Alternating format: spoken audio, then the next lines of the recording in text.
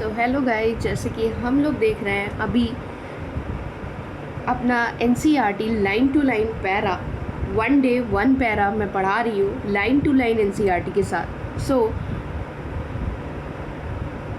Line to line NCERT आप मेरे channel पे bio girl study with me पे आपको मिलती है। आप प्लीज़ सपोर्ट दिखाएं, like and comment and subscribe करें। मैं कोशिश करूँगी कि आपको हर एक क्लास की हर एक चैप्टर की लाइन टू लाइन एनसीईआरटी पढ़ाऊँ, ठीक है।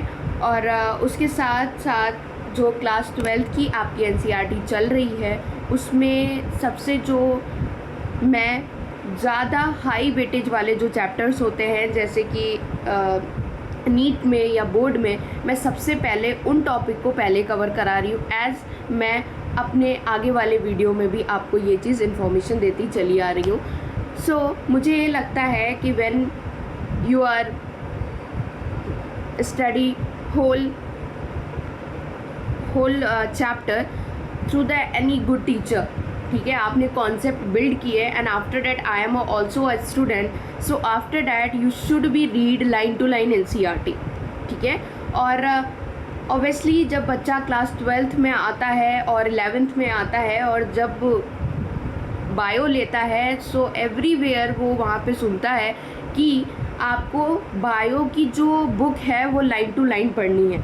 बट मुझे ऐसा लगता है, क्योंकि मैं भी बायो से ही रही हूँ, आगे 11th 12th मेरा बायो से है, तो मुझे ये लगता है कि आपको लॉन्ग लेक्चर्स कॉन्सेप्ट वाले बहुत अच्छे अच्छे वीडियो आपको यूट्यूब पे मिल जाते हैं। यूट्यूब पे इतने अच्छे अच्छे टीचर पढ़ा रहे हैं, इतनी मेहनत के साथ पढ़ा रहे हैं कि उनको आप देखते हो, आपका कॉन्सेप्ट बिल्ड हो जाता है। बट थोड़ा सा हेक्टिक ये हो जाता है कि लाइन टू लाइन एनसीईआरटी खुद से पढ़ना थोड़ा सा प्रॉब्लम कर जाता है, क्योंकि they are providing the notes, they are providing based note NCERT, और वो कॉन्सेप्ट भी बहुत अच्छा बनवा रहे हैं। बट आफ्टर डैट अगर वो भी बोलते हैं कि आप लाइन टू लाइन एनसीईआरटी पढ़िए, so if you are not able to read lone NCERT, you should be, I am here to read with you your NCERT line by line. और मेरा ये है कि अगर पैराग्राफ को मैं रीड कर रही हूँ, उसका मतलब ये नहीं है कि एनसीईआरटी को मैं रीड कर दूँगी। You are a CBSE student and you are a English student,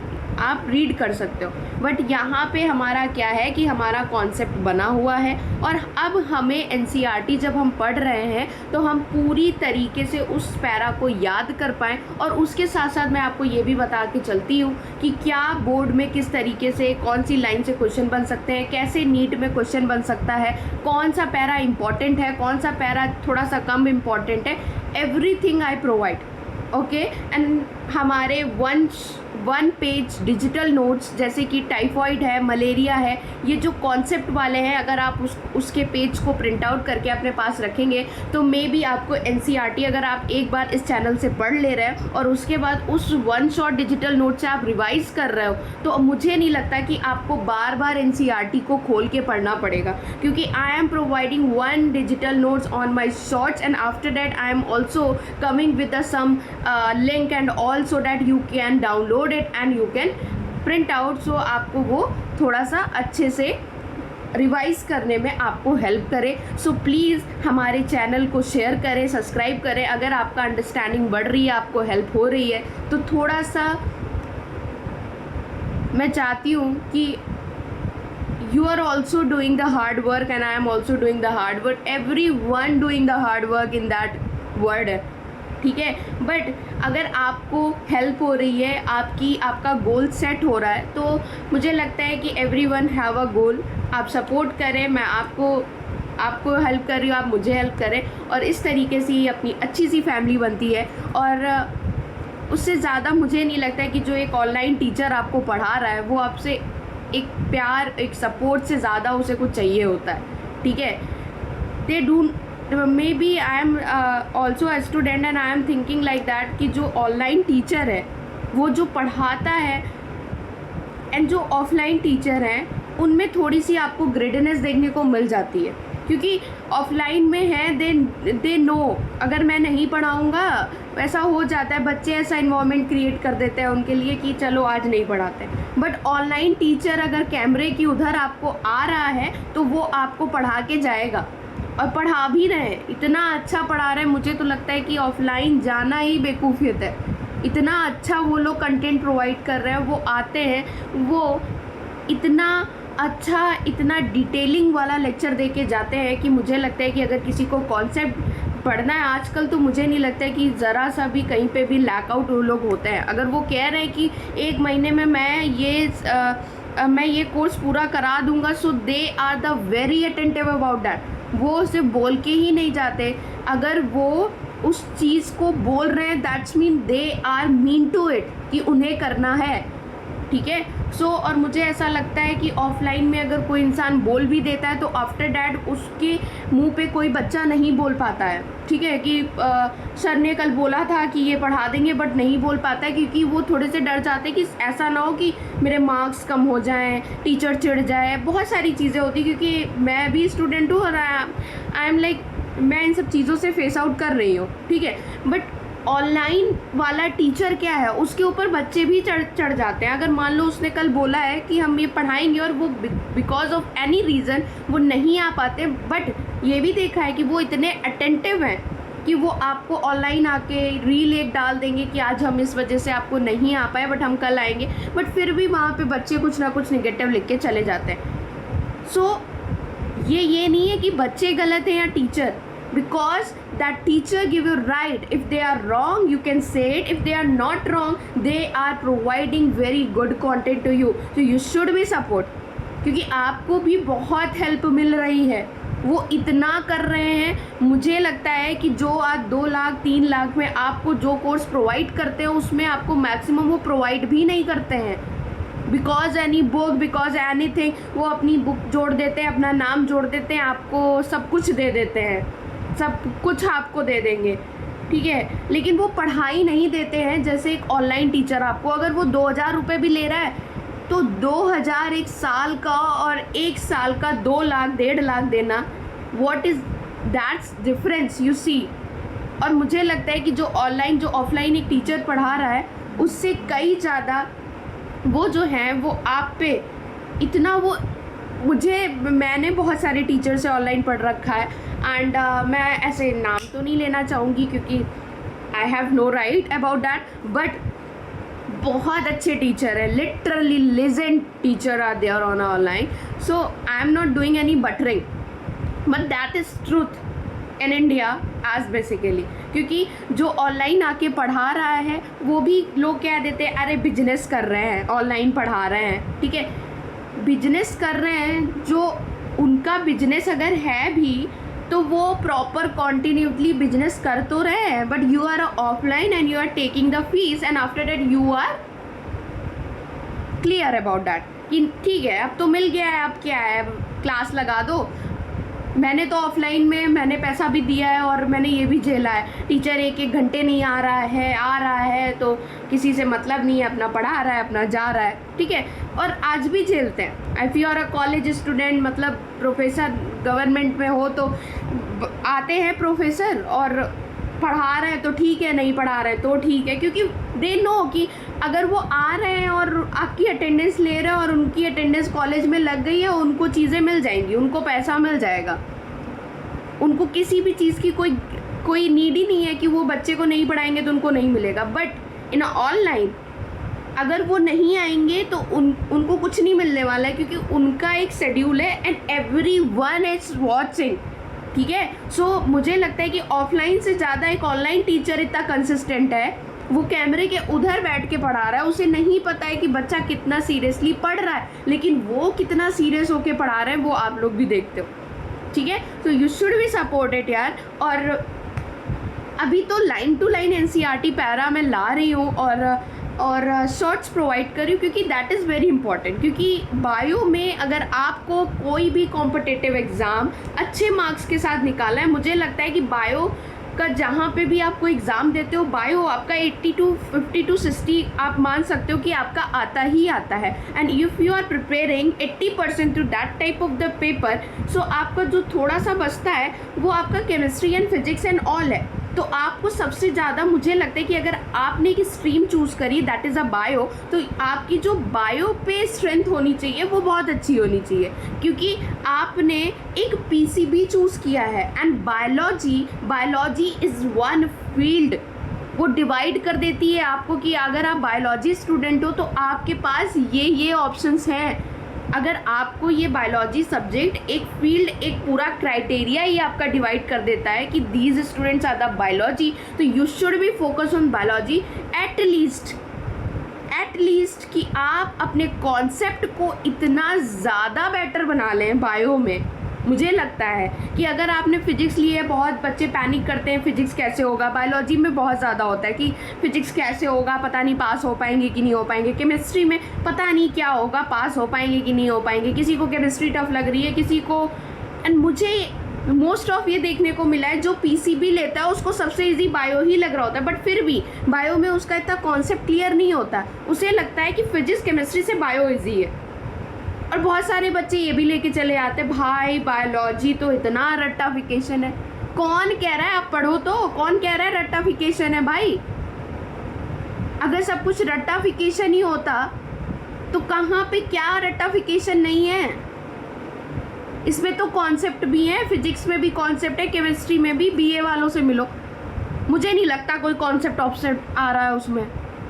they are like reading like a story. हाँ, वो भी बहुत मेहनत करते हैं, बट उनका क्या, वो तो हर एक सब्जेक्ट को थ्योरेटिकली पढ़ रहा है। आपके पास बहुत सारे कॉन्सेप्ट हैं। आपने अगर एक बार बायो का सीक्वेंस समझ लिया ना कि आपको बायो बेसिकली याद कैसे करनी है, उसको प्रेजेंट कैसे करना है, देन व्हाट करना क्या है इस सब्जेक्ट में? मुझे नहीं लगता कुछ। अगर आपके माइंड में डायग्राम क्लियर, आप थ्योरी अपने आप से लिख रहे हो। अगर आपके माइंड में ये क्लियर है, ये डिसीज़ होती है, ये इसका कॉज है, ये इसका सिम्टम है और ये इसका क्योर है, दैट्स इट। क्या लिखना है, क्या याद करना है? आपको ये नहीं पता कि टाइफाइड होता है, फीवर आ गया चला गया, इसमें क्या याद कर रहे हो आप लोग? ये तो आपका, मुझे लगता है हर एक 3rd to 4% आपको देखने को मिल ही जाता है। और मुझे लगता है एक टीचर होके एक ऑफलाइन टीचर इतना अच्छा इंटरेक्ट और इतना अच्छा आपको नहीं गाइड करने आता, नहीं मोटिवेट करने आता, उसे नहीं फ़र्क पड़ता। आपको पढ़ा रहा है, आप पढ़ रहे हो, ठीक है, आप पीछे अपने बैक बेंचर्स के साथ मस्ती कर रहे हो, they don't think about you any, आप कुछ भी करो, दे डू नॉट। अगर वो, मुझे लगता है स्कूल में तो एक बार टीचर आपको डांट भी देता है कि आप नहीं पढ़ रहे हो, आप कॉपी नहीं बना रहे हो, आप काम नहीं कर रहे हो, आप स्कूल नहीं आ रहे हो, आपके पेरेंट्स के पास जा रहे हैं, लेकिन आप जब जाओगे ना कॉलेजेस में, अब देखोगे दे डू नॉट नो कि आप आ रहे हो नहीं आ रहे हो, आपके पेपर कैसे गए, आप फेल हो गए, आपकी बैक आई नहीं आई, they do not know anything about you. वो आते हैं, वो अपना लेक्चर देते हैं, वो चले जाते हैं, और आप उस चीज़ पे बोल भी नहीं सकते हो कुछ, क्योंकि उनके पास आपके, क्योंकि वो आपके टीचर्स हैं, उनके पास बहुत सारे रीज़न है आपको लो डाउन दिखाने के लिए। तो आपको, अगर आपको अपर अप दिखाना है तो आपको अपने ऊपर काम करना है, और बेसिकली उस काम को करने के लिए कोई भी नहीं आने वाला, सिर्फ आपको ही काम करना है अपने ऊपर, ठीक है।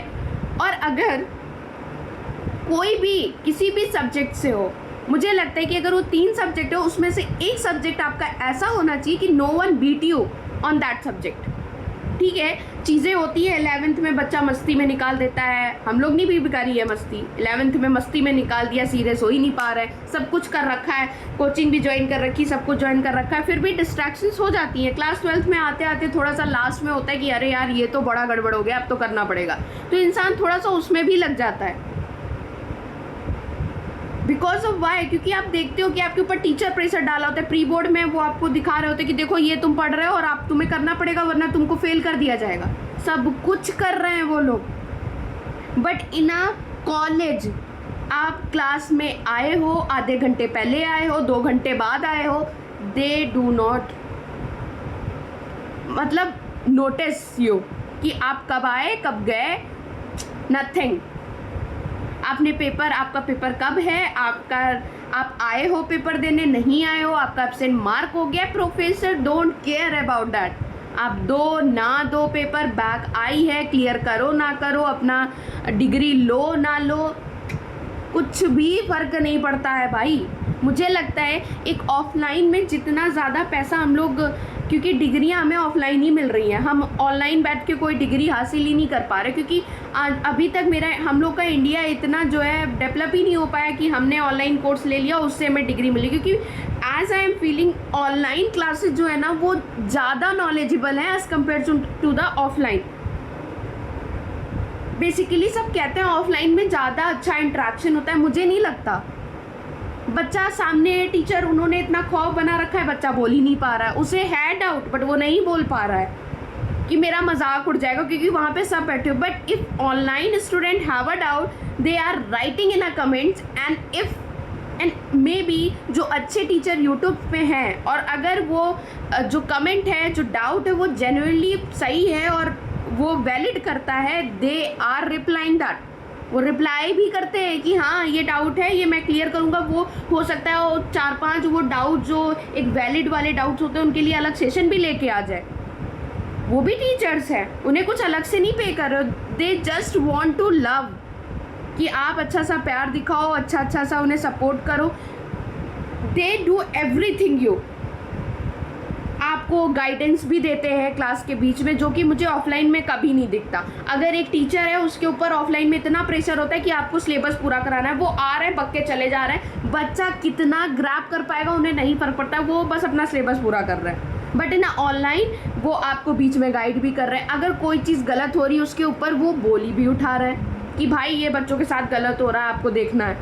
अगर आप आगे जा रहे हो और आप देख रहे हो कि भाई ये चीज़ भी गलत हो रही है बच्चों के साथ, वो उस पर भी बोल रहे हैं। आप 12th में आपको क्या करना चाहिए उसकी भी गाइडेंस वो ला रहे हैं। अगर आप 12th कर चुके हो, आपके कौन से पेपर देने, ये पेपर देने, उस पेपर के लिए क्या पढ़ाई करनी है, उसके लिए भी वो आपको कर रहे हैं। ठीक है, सो मैं किसी भी I am not a too much बहुत बड़ा मेरा यूट्यूब चैनल नहीं है, so that's why I can not say anything.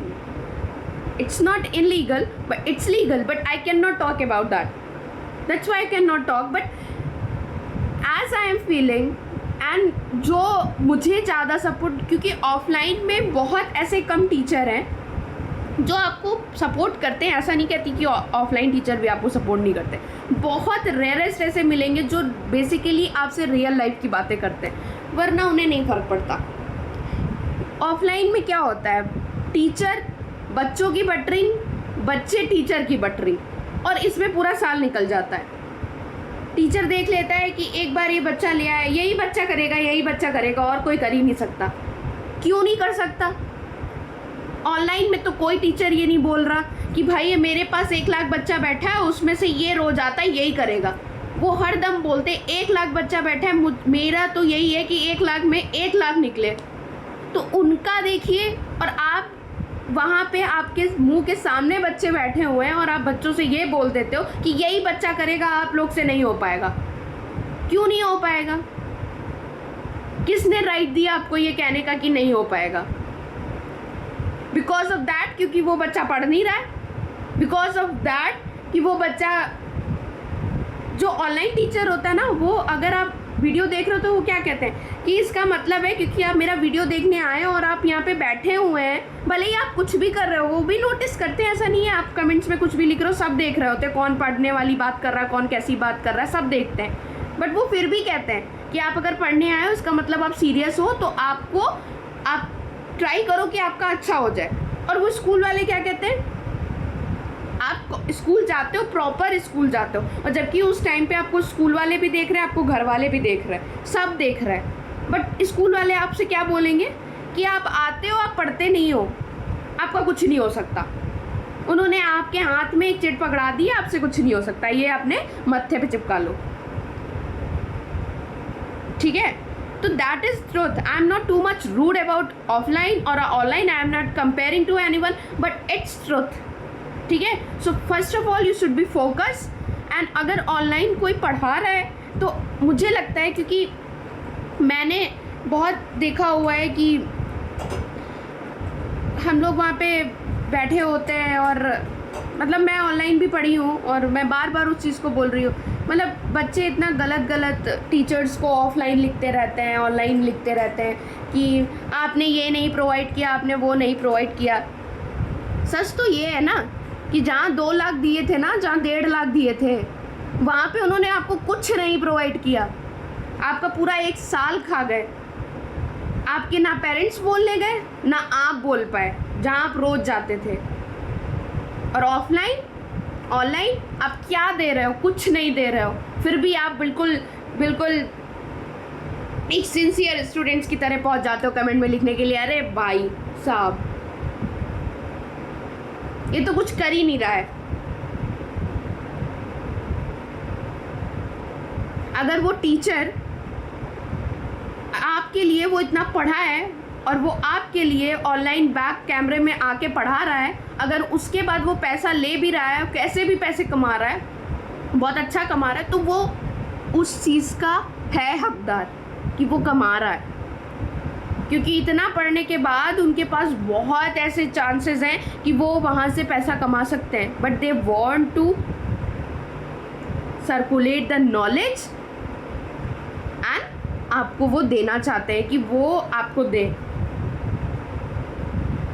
ऐसा नहीं होता, ऑफलाइन में लोगों को नॉलेज नहीं होता, उन्हें वो देख लेते हैं 15 बच्चे पढ़ने वाले हैं, उनको वो उस तरीके से ट्रीट करेंगे, और वो देख लेंगे कि ये बच्चे नहीं पढ़ने वाले, उनके ऊपर वो ज़्यादा फोकस नहीं करते। पूछने भी क्वेश्चन जाओगे, हाँ इम्पोर्टेंट है पढ़ लेना, और वही बच्चे अगर पढ़ने वाले जाएंगे, हाँ ये भी इम्पोर्टेंट है और ये पेज नंबर ये भी खोलना, ये भी इम्पोर्टेंट है।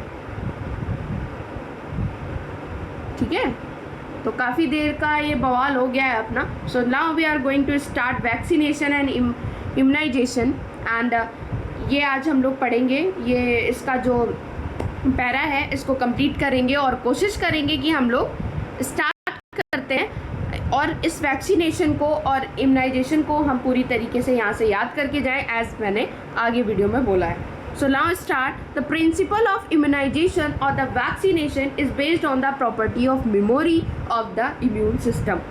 जो प्रिंसिपल ऑफ इम्यूनाइजेशन है और वैक्सीनेशन है, ये प्रॉपर्टी जो है वो मेमोरी ऑफ इम्यून सिस्टम पे डिपेंड करती है। मतलब इम्यून सिस्टम जो आपका है उसकी मेमोरी, जैसे आपने आगे पढ़ा होगा कि जो आपको कोई डिसीज़ होती है तो आपका जो इम्यून सिस्टम होता है उस चीज़ को मेमोराइज कर लेता है, स्टोर कर लेता है। ठीक है, in vaccination the preparation of antigen, protein or pathogen or inactivated weakened pathogen vaccines are introduced into the body.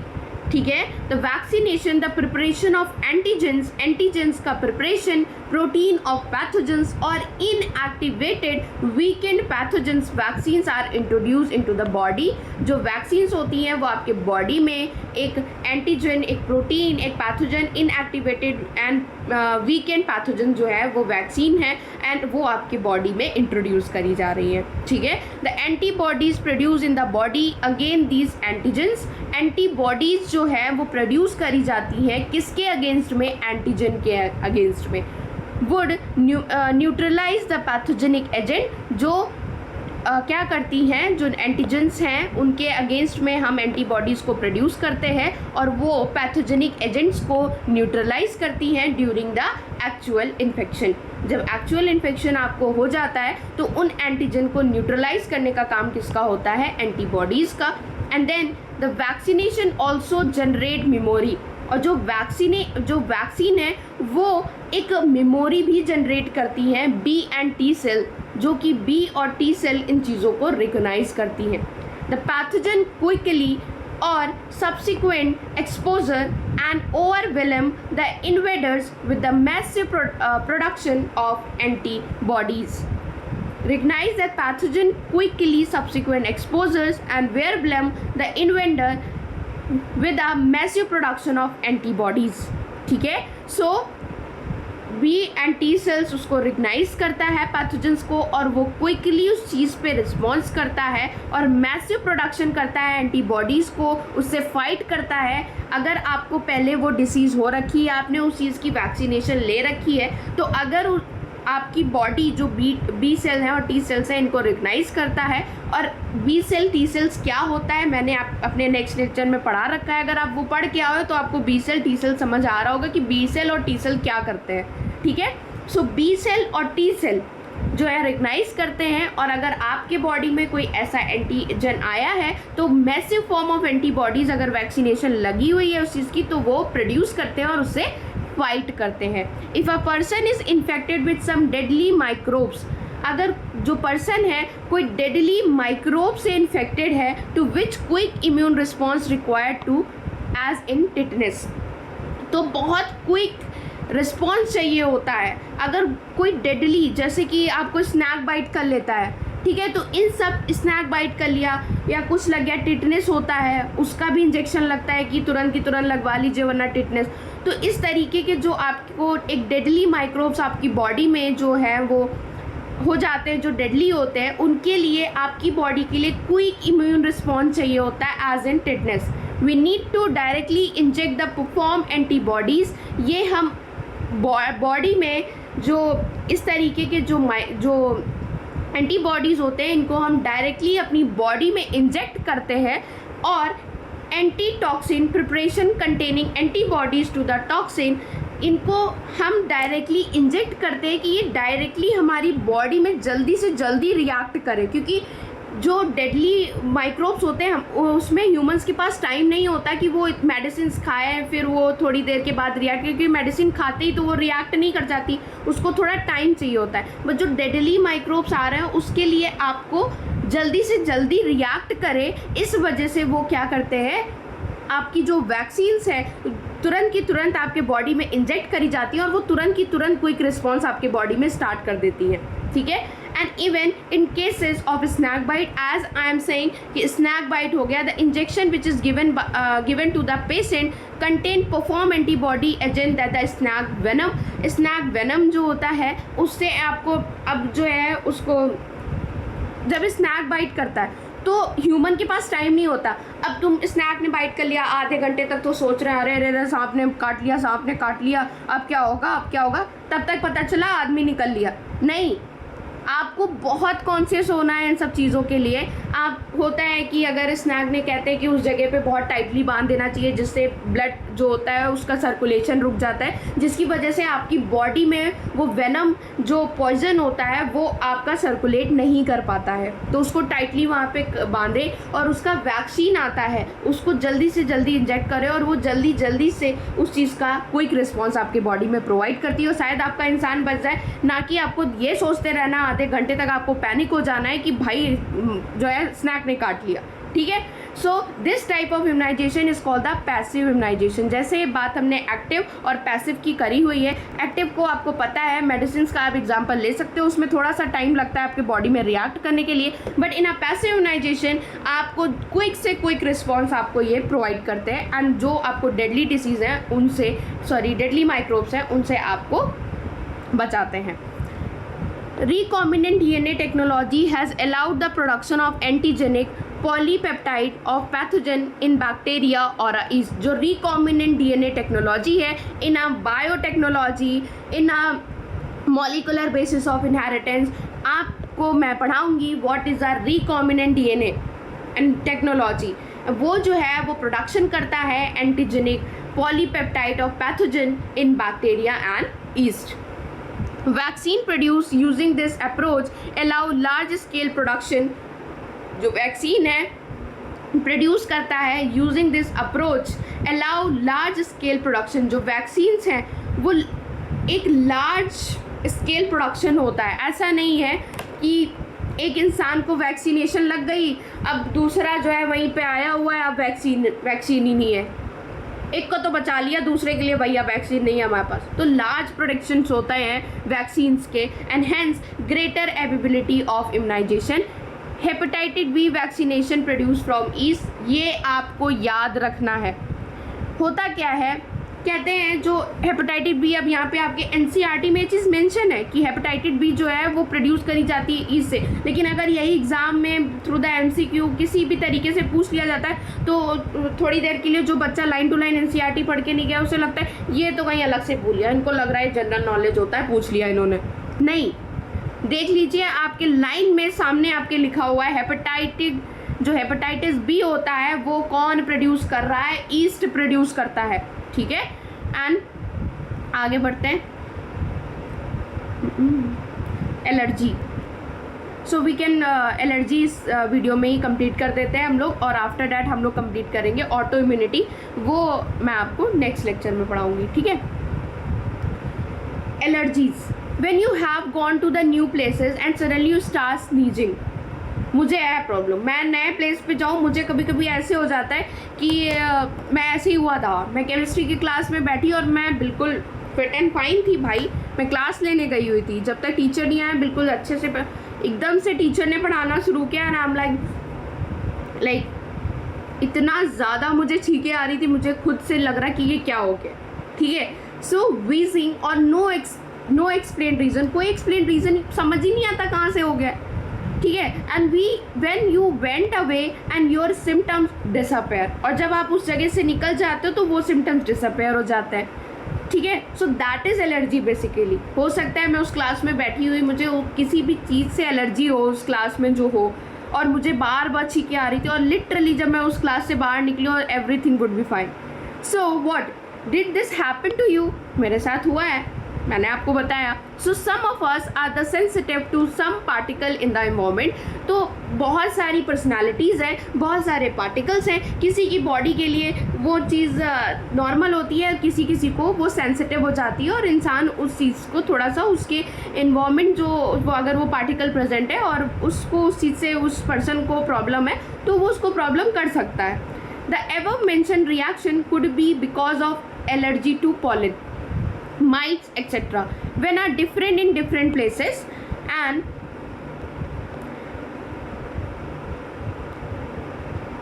the exaggerated responses of immune system to certain antigen present in the environment is called the allergy. आपको क्या याद रखना है, allergy क्या है? तो आपको जो ये फर्स्ट वाली लाइन दे रखी है दैट इज़ वेरी इंपॉर्टेंट, ठीक है। द सब्सटेंस किसके लिए इंपॉर्टेंट है? जो बोर्ड में, क्योंकि बोर्ड्स में आपको लिखना है, ठीक है, बोर्ड्स में आपको लिखना है बेसिकली। तो एलर्जी क्या होती है आपको ये पता होना चाहिए। वो इम्यून सिस्टम सर्टेन एंटीजन जो आपके इन्वायरमेंट में प्रेजेंट है और वो आपको प्रॉब्लम कर रहा है, वो आपका एलर्जी होता है, ठीक है। The substance to which such immune responses is produce are called the allergens. और जो सब्सटेंस आपको प्रॉब्लम कर रहा है, वो इम्यून जो है आपका रिस्पॉन्स कर रहा है, वो क्या होता है? एलर्जेंस होता है। ये आपको याद रखना है, that is also a very important line. Antibody produce to these are IgE type. जो एंटीबॉडीज़ इसकी होती है, जो IgE टाइप होते हैं, ये जो जितने भी ये आपको ये एंटीबॉडीज़ यहाँ पे दे रखी है ना, ये भी मैंने आपको नेक्स्ट लेक्चर में पढ़ा रखी है। जो देख के आया है उसे पता है, ठीक है। जिसने नहीं देखा है जाके देखो, बहुत इंपॉर्टेंट है। अगर लाइन टू लाइन NCERT पढ़ रहे हो, एक पैरा छोड़ के दूसरा पैरा पढ़ रहे हो, नहीं समझ आएगा। अगर लाइन टू लाइन NCERT पढ़ने हो तो लाइन टू लाइन मैं वन पैरा वन डे ला रही हूँ, that's mean every para is important in NCERT, okay. So IgE type है। Common example of allergens are mite in dust, pollen, animal.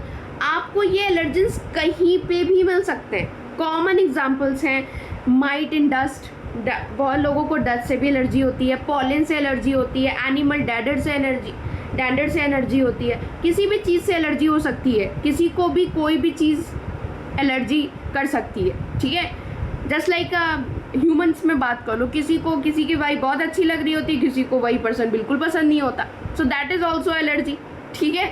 So after that symptoms of allergy reaction including the sneezing, water eyes, running nose, difficulty in breathing. Allergy is due to the release of chemical like a histamine and serotonin from the mast cells, and that is also very important line कि allergy अगर आपको हो रही है तो symptoms क्या होते हैं? आपकी आंखों से आंसू आएंगे, स्नीजिंग होगी, आप ब्रीथ नहीं कर पाओगे, दैट इज़ व्हाट। बहुत लोगों को परफ्यूम से होती है, अगर परफ्यूम हो गई है वो ब्रीथ नहीं कर पाएंगे, स्नीजिंग होगा, सर में दर्द होने लगेगी, ठीक है। तो किसी भी तरीके से किसी को किसी भी चीज़ से, किसी को बहुत सारी ऐसी चीज़ें होती, किसी को खाने से एलर्जी होती है, उसको रैशेज आ जाते हैं, उसके बॉडी पे खुजली होने लगती है, ठीक है। बहुत तरीके की एलर्जी होती है। तो आपको जो है अब इस यहाँ पे सबसे पहले तो स्नीजिंग आइज़ आपको फील होगा, वाटरी आइज़ हो जाएंगी, running nose, difficulty in breathing.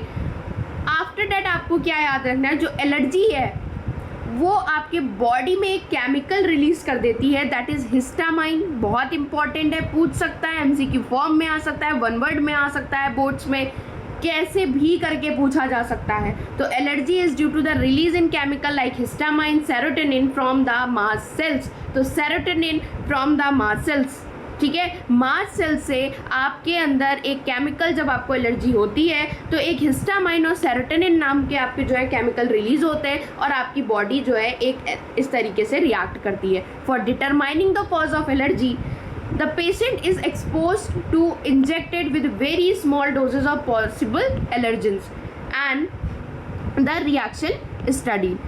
The use of drug like a antihistamine. अब अगर आपको एलर्जी हो गई है, आपके बॉडी में केमिकल कौन से आए, हिस्टामिन आए, सेरोटोनिन आए, अब उसको आपको थोड़ा सा रिलैक्स करना है, आपको मेडिसिन लेनी है, तो आप किस चीज़ को, पेशेंट्स को आप क्या इंजेक्ट कर सकते हो या आप क्या डोजेस ले सकते हो जो एलर्जेंस के लिए सही हो।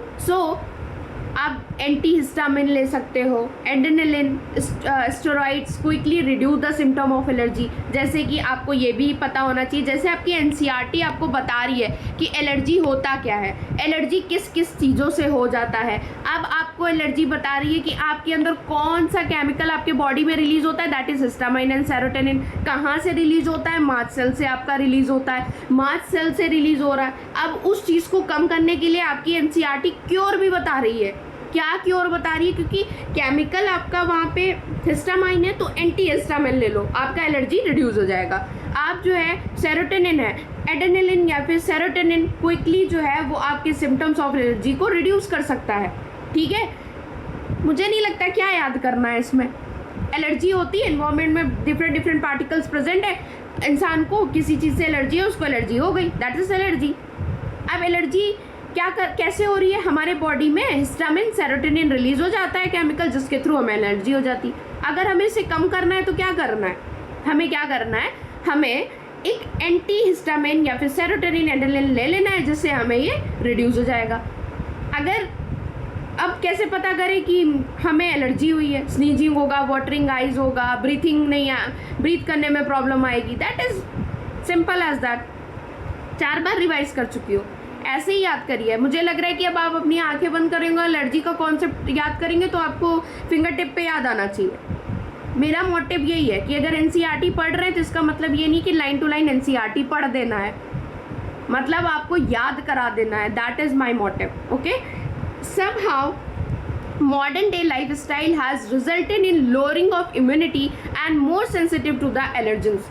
मॉडर्न डे की अगर बात करें तो लाइफस्टाइल जो है वो बहुत लोअरिंग ऑफ इम्यूनिटी है and more sensitive to the allergens. क्योंकि आजकल के लोग जो है ना, पहले के बच्चे क्या थे, मिट्टी में खेल रहे हैं, गंदगी में खेल रहे हैं, आजकल के क्या प्रॉपर हाइजीनिक में रह रहे हैं, मिट्टी से कभी वास्ता ही नहीं हुआ।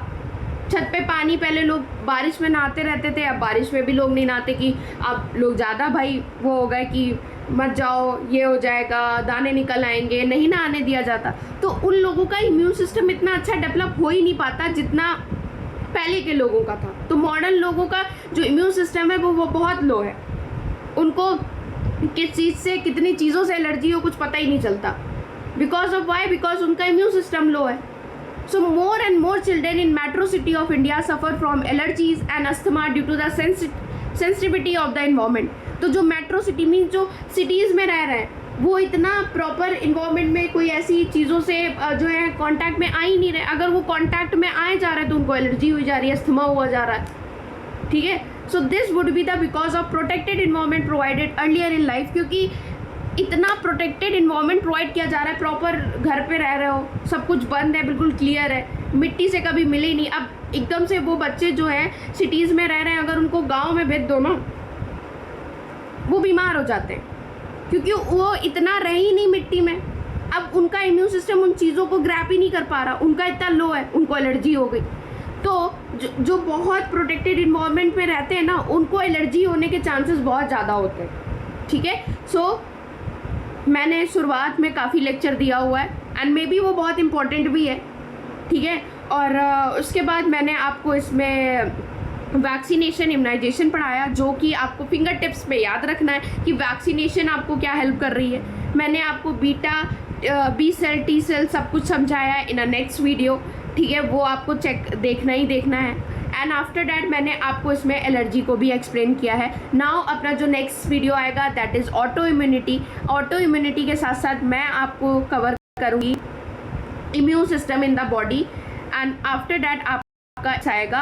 और एड्स जो है ये मैं सिर्फ 1 वीडियो लेक्चर लाऊंगी, क्योंकि मुझे ये लगता है एड्स हो गया, ये सारी चीज़ें जो है वो नीट में और आपके बोर्ड्स में बहुत इम्पॉर्टेंट है। इससे कहीं से भी कुछ भी क्वेश्चन बन सकता है, तो हम 1 लेक्चर में इसको पढ़ेंगे। तब तक के लिए आप अपना ध्यान रखिए, पढ़ाई करते रहिए। All the very best, bye bye, thank you so much.